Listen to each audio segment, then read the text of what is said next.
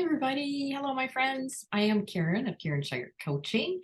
I am a midlife transformation guide who helps women in energetically releasing what no longer lights them up so they can joyfully thrive in the second half of their life. So today's message for you comes from my December newsletter. And my question is, what internal voices are you listening to? Do you find yourself listening more often to your inner critic or to your inner wisdom? So if you're not sure, your inner critic, it's also kind of known as your ego or your ego mind. And I don't like to use the term ego because usually that brings up kind of some negative connotations. People don't like to think that they have an ego, but it's that little voice that works really hard to keep you safely in your comfort zone. It's that one that might whisper disempowering thoughts, and I might add untrue thoughts, such as I'm not enough, or I'm not good enough, thin enough, smart enough, I'm not worthy. Or maybe you're hearing I'm too much of something. Uh, yeah, whatever's coming to your mind like that. The common thread is that these thoughts don't feel good. They don't feel empowering. They're very disempowering. They keep you stuck. They kind of keep you in your comfort zone. And that's how you can tell they're coming from your inner critic or your ego mind.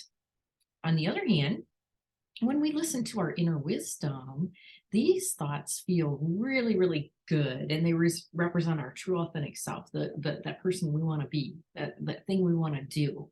And these thoughts come from a different place. They come from our intuition. They come from our heart. They might feel like little downloads or little nudges. Have you ever had someone pop up into your head that you haven't thought about in a really long time? And you kind of have that urge or that temptation to reach out to them, to send them an email, to give them a call.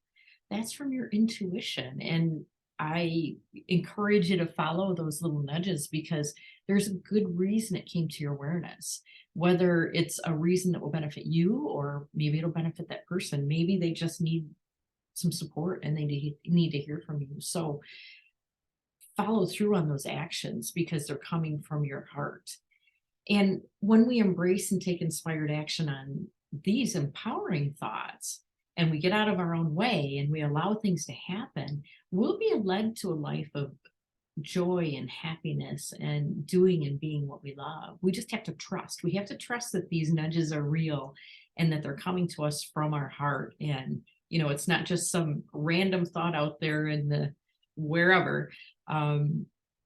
If the nudges feel good, they're coming from your heart. So consciously listening and allowing our thoughts does take some practice and focus, but it's so worth it when we learn how to do this and do it consciously. When I look back on my life and I think about the times where I followed my heart and perhaps stepped out of my comfort zone a little bit, those are the times I was really happy and I was excited and I just felt unstoppable. And when I look at those times where I did what I was supposed to, or what I had to, or, my heart wasn't happy and life just wasn't so much fun. So how about you? When you look back on your life, do you remember the times that made you feel really happy and passionate and joyful about your life? Were those the times when you truly followed your heart and your intuition and those little nudges? Or those the times that you were real creative? um it- what were those times for you? Think back on those because it's really important to remember what that felt like, and how those things came to you. Embracing your inner wisdom is the ultimate gift, and it's holiday season, so buy into that gift. I'm going to be sharing some quick tips in the upcoming videos that you can use to reconnect to your inner wisdom and to the truth of who you are. How do you listen? How do you hear?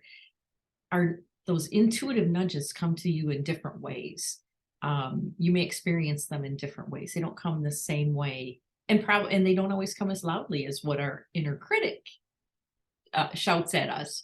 So, I'm going to share some tips with you that you may not have thought of, and some you may have where, oh, you know what, that thought feels good, and that's probably something I need to take action on. So we'll work on that. So, with practice and focus, you can quiet that inner critic. You can tune into the inner wisdom instead, and you can create an amazing life for yourself, one that's joyful and happy and fun. So, I'd love to hear your comments in the chat below, and I'd really love to see you comment the hashtag I am enough. I believe we're all connected. I always say that we're all in this together. Let's support each other and be truly amazing together. And if this resonated, please take a second and comment below hashtag I am enough. Thank you so much. Love you all. Happy holidays. Have a lovely rest of your day. Bye for now.